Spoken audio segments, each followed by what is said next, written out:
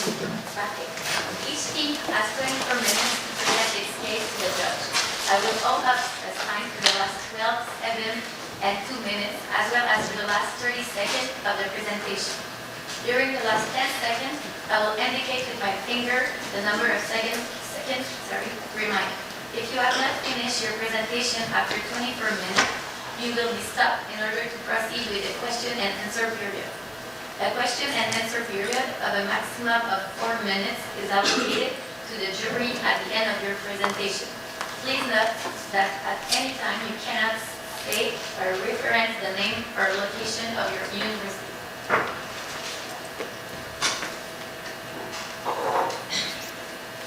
Every woman's skin is precious and unique. Caucasian, African American, Hispanic, Latinos, we each have very different needs. In Canada, all of these ethnicities are present, and we believe that they all need to have that unique and precious product that will make their skincare radiant. Good afternoon, members of the Board of Procter & Gamble. Danny, Shireen, and myself, Valentine, are here today to help you take advantage of the future growth opportunity existing in the Canadian skincare market. So let's start right into it by giving a look at our challenge. Really, we're right now operating in a mature and saturated market where we can actually capitalize on some wide opportunities that exist amongst the Chinese and South Asian Canadians. So really our goal today is going to be finding the right segment, the right product, and the right communication. We will tell you right away how we're going to solve this challenge.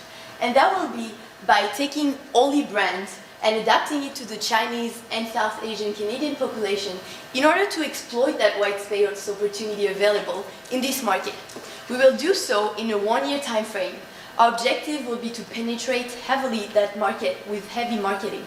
And that will eventually get you 18.63 million in new revenues. So now we're going to take a step back and really try to understand how we got to that solution. So if we look at our internal environment, we can see that P&G is a mass marketer, you're huge. And right now in the skincare market, Olay in Canada has a leading position with 23% market share. Therefore, in terms of strategic snapshot, you've been following acquisitions and you've innovated by creating product development, but you've always stayed simple and smart. You've always knew how to do the right things at the right time. In terms of core competency, you're really focusing on high-value, quality products, and you're also looking at having that convenience of mass distribution, so that's one of your advantages. Therefore, you should really keep on following that simple and smart growth by focusing on that end consumer experience that is key to your success in the long term. Now if we look at our external environment, there's a lot of information in this environment. We can see in the industry snapshot that again, it's saturated and mature. You also have the choice between that mass and prestige market. And in terms of market trends, you see that in skincare, there's facial care, body care, and hand care. We'll focus today in facial care, which represents the biggest growth opportunity in the future.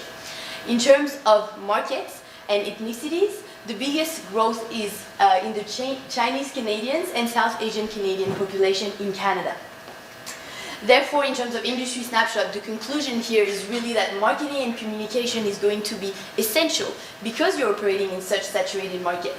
In terms of the market trends, it's really important for you to attack right now that market because it represents a huge opportunity.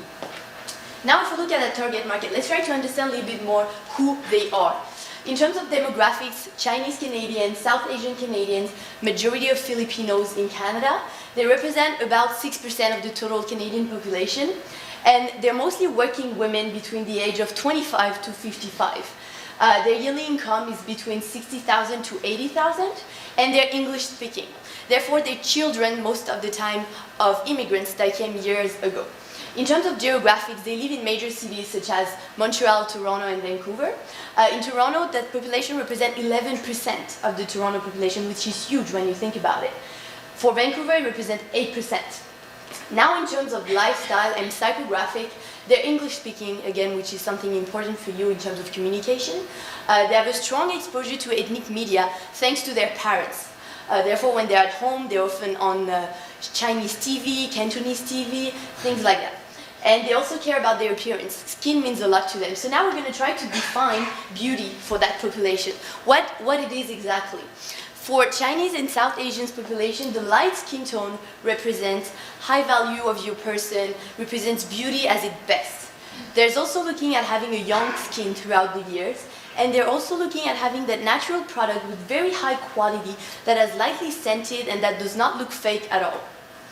So, the product offered to this target market should really focus on a quality, neutral, natural whitening and anti-aging skin product. So that's where we will go. In terms of the competitive environment, you're not alone in the Canadian market, obviously. But if we look at several competitors in the skincare market and where they position themselves in terms of cater to the ethnic groups, mass market versus prestige market, so our two markets we talked about, we can see that there's that wide opportunity at the end of the catered ethnic group in the mass market. There's no one present right now. We see that L'Oréal and Nivea already have a little focus on the ethnic population, but it's mostly in African American and Hispanics, and it's mostly in the US right now. So in Canada, you really need to attack this market right now to get that first mover advantage. Now if we look at the key success factors of the industry, which will be key for your success in the long term, we see that it's mainly the brand recognition that's important. We're talking about key success factors for that population in particular, so what they're looking for when buying a skincare product. So it's really brand recognition, the product quality itself. They're going to look at, is it catered to my need? Is it going to make my skin lighter, my skin more radiant? Am I going to look more pretty? All of those types of things. And finally, you're going to need strong marketing and communications. So in order to successfully go after this market, your company needs to introduce a quality product. Again, that's key. With brand recognitions that will answer the Chinese and South Asian Canadian needs. Now if we try to summarize a little bit everything we've learned during this analysis, we see that the main change is in the market conditions because you've identified strong opportunities, which is penetrating that market. In terms of the strategy and the core competency, you're already doing everything right, which is amazing. So now we're going to look at what you need to do exactly in that Canadian market in terms of brand, in terms of segment, in order to get that population and take advantage of that first mover advantage. So I'll pass it on to Danny, who will move on to the alternatives. Thank you, Valentin. Now, anytime you're trying to capture a new market, obviously you have to look at your strategy. So let's take a look at Procter & Gamble's 3 levels of strategy. First, you have the business level strategy, and you're focused on differentiated products, which is exactly where you want to be. But what we really have to look at today is your corporate level strategy, and what we want to push is concentric diversification and market penetration, which essentially means that you're looking to create or modify an existing product and mass market it to the general population. So looking at our alternatives and our potential decision criteria here today, we have first, develop a new brand. Develop a new product, push it out to the market. Second is take an existing brand and adapt it. So this would essentially mean taking Olay and adapting that product to the Canadian Asian market. And third, introducing a global or Asian brand from the existing portfolio, meaning either SK2 or DDF, which don't currently exist in Canada, but that you could take and then tailor to the Canadian Asian market. And in order to decide which of these 3 alternatives we would like to go through with, we have 5 criteria. So time, how long will it take to push this through? Cost, what is the necessary investment? Growth potential, do you have the ability to grow as much as you desire to with this potential alternative? Simplicity. Procter & Gamble is a company that likes to grow, but they like to do so as simple as possible. So let's not get complicated here. And finally, competition. Are there potential barriers with competitors standing in their way, and will competitors potentially respond negatively to your strategy? So looking at our evaluations of alternatives, let's go through the 3 separately. So first is developing a new brand. The problem is that this would be rather complicated because obviously there is quite a bit of time and investment that's required in terms of the research and development. And at the same time, you don't really know what your growth potential is because it's a product that doesn't exist, so it's very uncertain. So that's why we're going to avoid this potential alternative today. In terms of adapting an existing brand, this requires mostly marketing as the product already exists. And it allows you to have a first mover advantage because it allows you to take your product and enter into that Canadian Asian market very quickly before anybody else recognizes that white space opportunity. It's very quick to do, requires very little investment, and in the same token, the growth potential is huge as it's affordable to the Canadian market because while we are a very middle class society in Canada, the Asians do tend to focus a little more on the upper class products over in China. However, we don't have that same sort of income pyramid here to stabilize that. So this is something that we are going to pursue. And finally, in terms of introducing a new brand, the simplicity again here is a little bit complicated as you're bringing in a product from overseas and hoping that it works out within this new market. You're a new player, so the competition aspect is a little bit on your side. However, there is a medium time frame in terms of gaining that brand recognition, in terms of marketing it properly. And in the same token, the problem with your SK2 and your DDF brands are that they're very significantly priced. So if you're purchasing a product for $110, where one in Canada normally purchases for $30, suddenly you've outpriced yourself because you don't have that upper echelon of the income pyramid to stabilize yourself. So again, this is something that we're going to avoid, which leads to our recommendation.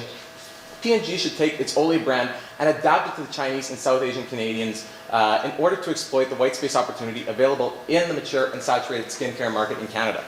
But this is actually much more simple than it sounds, because in fact, while the Asians actually do have quite the affinity for having very white and pale skin, you already have a product that's actually exclusively in Asia right now that accomplishes that very thing.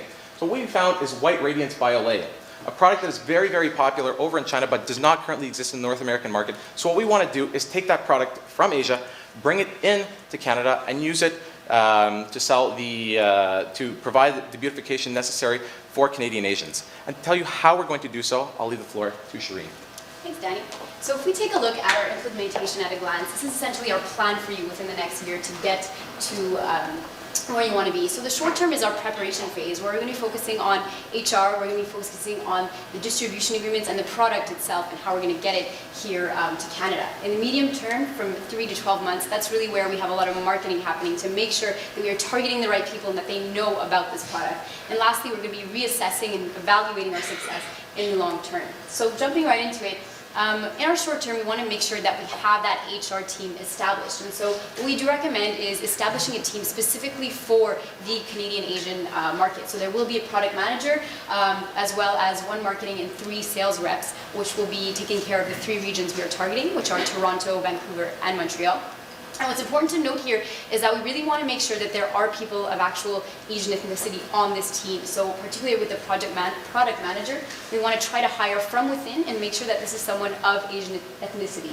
If this isn't possible, then we'll look to hire from potential competitors and gain someone with experience in the health and beauty industry. The next point, once that structure is made, is really to train this team on the actual product. Now, because we're bringing it in from China, we want to make sure that they know everything about this product. So we can either bring in someone from the actual Chinese team for an intensive training, or simply through intensive conference calls, exchange the necessary knowledge needed to be able to introduce this product in the Canadian market. So our goal really is to have that strong structure in place for growth. Moving forward, this is really where we're going to get into the actual product. Now, currently, White Radiance is produced in Thailand and only distributed in China. So getting it to Canada will be relatively simple. It's simply shipping the product directly from Thailand, and we are proposing to bring in the entire product line, which Danny had outlined in his recommendation. In terms of product segment and how we want this product to be seen, is really going to be a mass product. Price ranging from between $25 and $40, so it's within the Olay price range, and obviously tailored to the Canadian Asian population. In terms of actual branding and packaging, we recommend keeping the same packaging, simply changing the language to English as needed. And lastly, in the short term, we want to assure we have the proper distribution channel set in place. So as mentioned in our analysis, Montreal, Toronto, and Vancouver are the 3 biggest cities in Montreal which hold the most people of Asian descent. So those are the cities that we are targeting.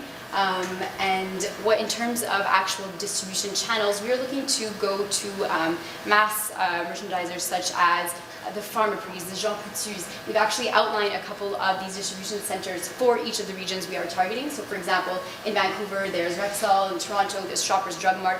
I really want to make sure that we're hitting each of these key distribution channels to make sure our product is widely available to this Canadian Asian population. In order to assure our shelf space, we are going to be leveraging P&G's brand name, the fact that we have more marketing than a lot of our competitors, and as well as the fact that because we have so many products to offer, the actual retailers will be able to fully furnish their shelves with all of our products, which is less of a hassle for them in the end because they won't be dealing with different suppliers. In the worst case, a mitigation, if we cannot get more shelf space, would be to offer these retailers a slightly higher margin, but this is really a mitigation case, and we feel that our brand name will get this product on the shelves. So if we summarize here what we've done in the first 3 months, we have an HR structure set in place, we've secured our product and supply logistics, and lastly, we have our distribution channels set in Montreal, Toronto, and Vancouver. So moving forward to the medium term, this is really where we got to get creative with our marketing.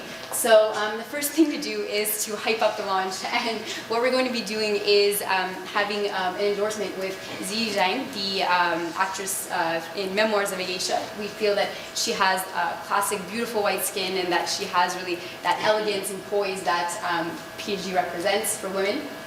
As well, and once this endorsement is complete, in order to hype up the launch of this product, we have 3 different tactics here. So first thing is we are going to be using PR and social media, and this is really going to be general, just for the general population's knowledge of this new introduction of the product.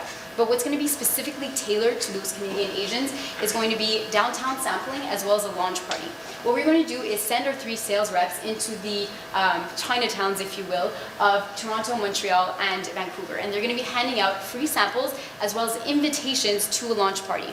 And in order to attend this launch party, these people are going to have to log on to the P&G website and RSVP. There are limited spots, so there will be 150 people attending, and there will be 1 launch party in each of these big cities. And this is really going to create that hype around the product. Once the product is out, we really need to maintain that marketing and keep this product top of mind. So we have a 3-step plan. We're going to educate the consumers, we're going to excite the consumers, and lastly, we're going to engage the consumers. Now, in order to educate them, this is going to come down to the website and the POS displays in store. So for the website, we want to make sure that on the Olay website, there's actually a page dedicated to white radiance, and we have recommended that you add an extra feature, which is chat with a professional, where anyone on this website can actually chat live with someone to ask them about any information that's skin related or related to this product. In terms of in-store displays, we recommend POS displays that will also include little flyers, which will have all of the White Radiance products as well as their prices, and really a step-by-step to how to get that clear radiant skin that any consumer can just pick up in store. In terms of exciting our consumers, this is where we're going to get into the television advertising. Now, it's been made clear to us that in order to reach the Canadian Asians, ethnic TV is actually very popular, and so we have found a number of television channels and stations that would be useful to advertise in. So for example, Fairchild Advertising, Talent Vision, and China Vision Canada are all networks that you could advertise on. And in terms of the advertisement, they would feature Ziyi Zhang, and the tagline we really want to push here is that it's making time for white, radiant skin. So it's really showing those Canadian Asians that this product was developed specifically for them, and that we want them to have that white radiant skin that they've always wanted. Moving forward to our engage phase, this is where we're going to hold a contest, and this is really where that online Facebook and social media is going to come into play. So what's going to happen is that it's going to be a fairly simple contest, which will be named Show Your Radiance, and we're going to be asking Canadian Asians to post pictures of themselves at their most radiant moment and explaining why they love this product. Once they post this on P&G Facebook page, the top 10 posts with the most likes will be named the winners, and the prize will be a spa day where they will get pampering from head to toe, they will get gift bags and products from P&G, as well as the entire White Radiance collection. So once again, this is going to create a lot of hype online, get the word out to those that target market, and really keep our products top of mind for them. So if we summarize essentially what we've done in the medium term, we've launched White Radiance in the Canadian market in Montreal, Toronto, and Vancouver. We've really created a hype with the launch because of our samples and launch party, and we really maintained our product top of mind with our extensive marketing, so our TV advertisements, our contests, our internet marketing. If we move forward to the long term, this is where we want to measure our success, and some of the measures we've outlined for you are sales and volume. We have attendance to the launch party as well as the contest, as well as website visits. Now, what you see here is a timeline of everything we have addressed in this implementation plan. So it's detailed 2 months, it's a 1-year implementation that we have for you. And this leads essentially to our long-term vision for P&G, which is really that we want to make sure that not only Asian Canadians' needs are met, but all different ethnicities. And so we really see P&G expanding the strategy to different ethnicities. So whether it be African American, Hispanics, our ultimate goal is that P&G understands the uniqueness of every skin. And this is really where we see P&G going. I will now leave the floor to Danny, who will go over the financial implications of this implementation. Thank you, Shireen. Now, before showing you our financial snapshot, we want to walk you through some of the assumptions that we made to conclude that you'll be able to bring in $18.63 million of new revenue. So first, we found that the Asian Canadian population accounted for about 6% of Canada's total population, so you have a potential market of about 2.07 million. So we also assumed that about half were women, and we also assumed a 5% penetration rate from there. Now, an average price of $30 per purchase, which is fairly low and being very conservative, along with one purchase a month, this will actually allow you to bring in the revenues that you do desire. Moreover, we also assume that you had 35% cost on goods sold, as well as 30% on SG&A. One final assumption that we wanted to show you, just based on our costs, were that we assume that we've had 3 TV advertisements per week at a cost of $10,000 each, simply because it is Canadian television as opposed to American television that we're looking to play onto here. So looking at our implementation costs, the added salaries will account for about $250,000 for 5 employees total. Training costs of about $50,000 to have someone from overseas come in and train the Canadian employees temporarily. An endorsement contract for the beautiful Ziyi Zhang for about $1 million. Our product sampling will account for $25,000 at 25,000 samples at $1 a piece, so the small size, so that they get that sort of trial, so that they're willing to continually use the product. We accounted for each launch party at a cost of $10,000 each, so $30,000. Website redesign of $15,000. New in-store displays so that we can attract as much viewership as possible when people are going through the stores of $30,000. Our promotional flyers will account for $25,000. Our small online contest will account for $5,000, as it's simply a matter of giving out free products and treating our clients properly. And finally, the TV advertisements of slightly above $1.5 million. So your budget here is just about under $3 million. However, if we look at the sales, you're bringing in slightly over $18.6 million with COGS of 6.5, so you're bringing in a gross profit of $12 million. Less your SG&A, as well as the implementation costs that we've shown here today, and you're bringing EBITDA of $3.53 million in year 1 with this implementation plan. So it is showing a substantial return on investment. Now, looking at our risk and mitigation, obviously not every single implementation plan that you want to go through with comes without its faults. So what if things do go wrong? First, what if there's a low adoption rate? What we'll do then is we'll increase our marketing efforts, increase our flyering, have more, increase our promotional displays, maybe have a second launch party in each of these cities. And should that not work, we'll reevaluate our other alternatives. So maybe bringing Olay to the Canadian Asian market wasn't the best thing to do. Maybe we should reconsider bringing in SK2 later on.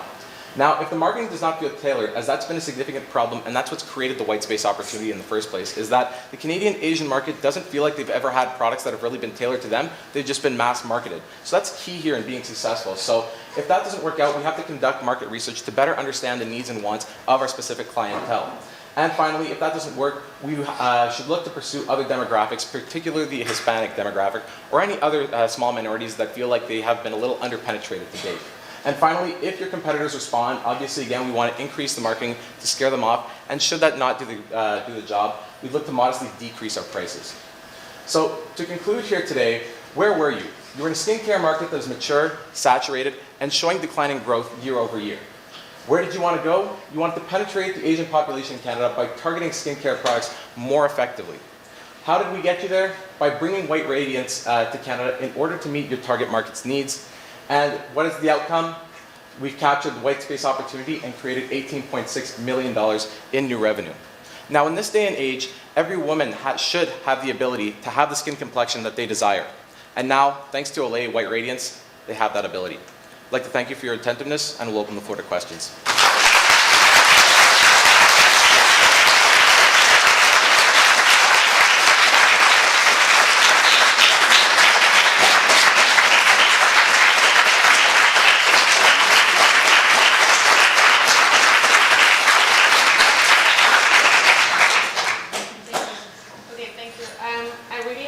Your ideas. Thank you for your hard work.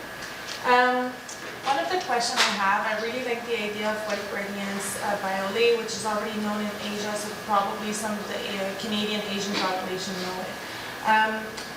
although I feel like we might be giving away dollars or market share by launching another mass brand in the Canadian market where we already have Olay, and we have this opportunity to trade up our customers into higher price point products. So could you expand a little bit on your idea of why only going into the mass market with Olay? Yep, absolutely. Well, first, we didn't want to bring in a product that would outprice itself because, as we stated, China has the ability to bring on products at very high prices because they do have that income pyramid where, despite the fact you don't have too many people sitting in the high income bracket, it's substantial enough that it can bear the weight of those products. Now, Canada is primarily a middle class city, and amongst the Canadian Asian market, most of them are in the middle class. So the problem is we don't really want to outprice ourselves because that's the market we're looking to penetrate as opposed to the 35 million Canadians. So as opposed to looking at cannibalization, what we've done is we've better targeted a population that at this point in time doesn't feel like they've had a product that's really fit for them at this point in time. So if there is any cannibalization, it will be minimal, and we feel that the price point of this product will maximize their success. Can you just bring us back the slide about the timeline, because I don't have it on my copy.